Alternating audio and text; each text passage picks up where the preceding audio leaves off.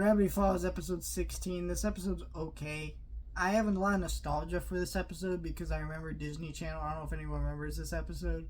It's marketing where in this episode where they did a marathon when these episodes premiered of Gravity Falls and a couple other shows where they all had episodes that were like Freaky Friday inspired and they switched bodies.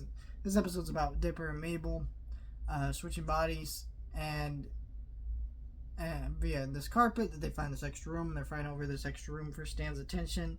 And it's fine. There's some funny gags, like the one with Susan the girl's pretty funny, but the rest of it is just kind of like, okay. Like, it's not really one of my favorites. It's not a bad episode either. There really isn't a bad episode of Gravity Falls. The closest we get to that is Roadside Attraction. We'll talk about that when we get closer to the end of season 2, but for the most part, this is fine. It's funny enough. It works for what it's going for, but, you know, it's not like a masterpiece. But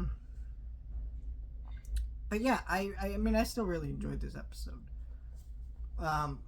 The one thing I didn't notice about this episode that is actually a great tie-in to the finale of this season, which there's a storyline with Dipper, you know, thinking Stan doesn't like him because he's always so tough on him. Well, in this episode, you know, Mabel and Stan's body stands up to Stan, and Stan actually likes it and shows encouragement for Dipper standing up to him, or at least who he thinks is Dipper, because it's Mabel and Dipper's body. But you get my point.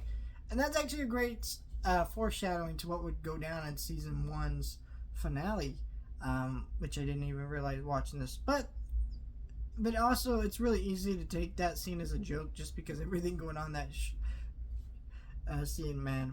Mabel learn about the birds and the bees. So young. That's where babies come from. It's like, I don't know, man. Yeah, it's a great gag. It's a good episode, but not one of my favorites. I can't believe, though, we're almost 4 episodes left. We're 4 episodes left in season 1, and then I get to move on to season 2. And I think when I'm done with season 2, I'm not going to review any of the shorts, just because I don't feel like they're interesting enough to make full videos on. I will definitely review, though, Lost Legends, the comic. I'll have to reread that at some point so I can do that for you guys. But overall, great episodes